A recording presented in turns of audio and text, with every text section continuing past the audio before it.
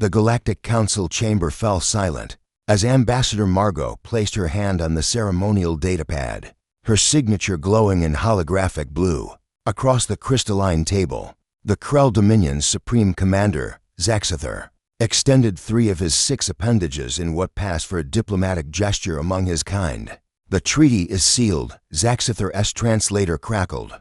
"Peace between our species, eternal and binding." Margot smiled a perfectly calculated expression that revealed nothing. "Peace," she echoed, her voice steady. "Humanity accepts these terms with gratitude." The assembled delegates from 47 species erupted in chittering, buzzing, and vocal approximations of relief. The war that had raged for 3 years across the Orion Arm was finally over. The Krell would withdraw from contested territories. Humanity would cease its aggressive expansion. Trade routes would reopen. Bloodshed would end. It was beautiful. It was historic. It was complete fiction. 12 light years away. In the command center of Outpost Meridian, Max reviewed the same treaty documents on a screen that cast harsh white light across his weathered features. He'd been humanity's chief military strategist for 2 years, long enough to recognize a trap. When he saw one, "They're not even trying to hide it," he muttered, highlighting a clause in Section 12. "Look at this. They maintain defensive fleets in the Horsehead Nebula, but we have to demilitarize everything within 30 parsecs of the border." Colonel Chen leaned over his shoulder, her cybernetic eye whirring as it processed the text. "It's worse than that. Check the resource allocation agreements. They get exclusive mining rights in 7 systems we were surveying. Systems rich in dark matter catalysts, the same catalysts needed for quantum displacement drives." Max finished. He sat back, running a hand through his gray-streaked hair. "They're not preparing for peace. They're preparing for the next war. One where we can't fight back. So what do we do?" Chen asked. "The treaty's signed. Earth Command has already begun withdrawal protocols." Max's expression hardened. "We follow orders. We withdraw. We demilitarize." He paused, his eyes meeting hers. "And we prepare for what comes next." Margot understood the game better than most. She'd spent 5 years among the Krell before the war, studying their culture, their psychology, their concept of honor, which, as she'd learned, was entirely transactional. The Krell didn't break treaties because treaties were sacred. They broke treaties when the cost of maintaining them exceeded the benefits. On the transport back to Earth, she recorded a classified message, her face composed but her words sharp. "This is Ambassador Margot. Encryption level Omega. The Krell will honor this treaty for exactly as long as it takes them to consolidate power and rebuild their fleet. Intelligence suggests 18 months, possibly less. They believe humans are naive. They believe our capacity for trust is a weakness. They're wrong on both counts." She paused, choosing her next words carefully. "Humanity didn't survive the climate wars, the resource collapse, and the Mars rebellion by being naive.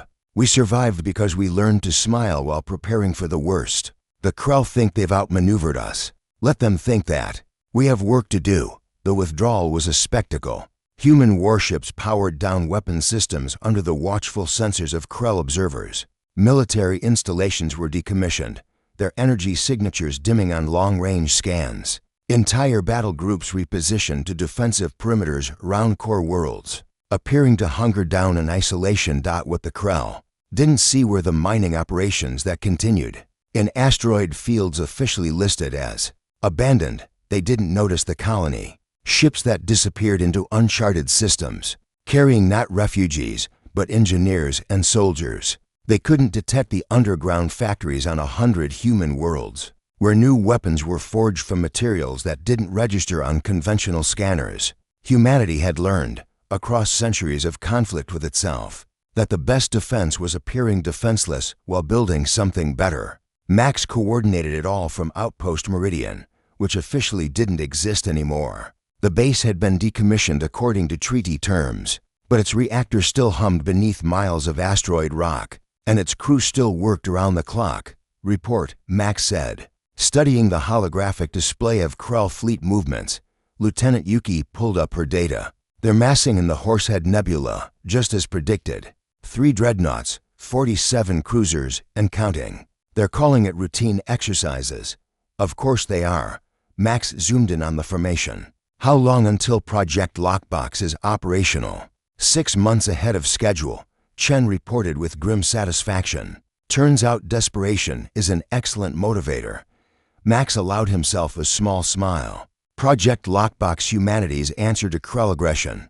A network of quantum-linked weapons platforms hidden in dark matter clouds, invisible to conventional detection, capable of striking anywhere in known space within minutes. The Krell thought they were clever. They thought humans would spend these peaceful months relaxing, celebrating, lowering their guard. They were about to learn why humanity had survived every existential threat it had ever faced.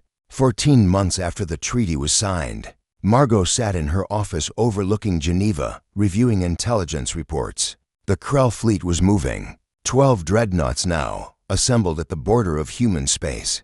They would strike within weeks, maybe days. Her communicator chimed. Max's face appeared, transmitted through quantum encryption from his hidden command post. "They're coming," he said simply. "I know," Margot replied. "Are we ready?" "More than ready. Every ship, every platform, every contingency. The moment they cross the threshold, they'll understand what they missed." What they missed. Max's expression was cold, almost predatory. That humanity's greatest weapon isn't our technology or our tactics. It's that we've been underestimated by every threat we've ever faced. And we've survived them all. Margot nodded slowly. Then let's teach them why humanity, fuck yeah, isn't just a phrase. It's a warning. When the Krell fleet finally crossed into human territory, weapons armed and ready for what they believed would be an easy conquest, they found not defenseless colonies, but a trap forged from paranoia, preparation, and the hard lessons of human history. The peace treaty had been a deception. Humanity had known it from the beginning, and they'd been counting on it.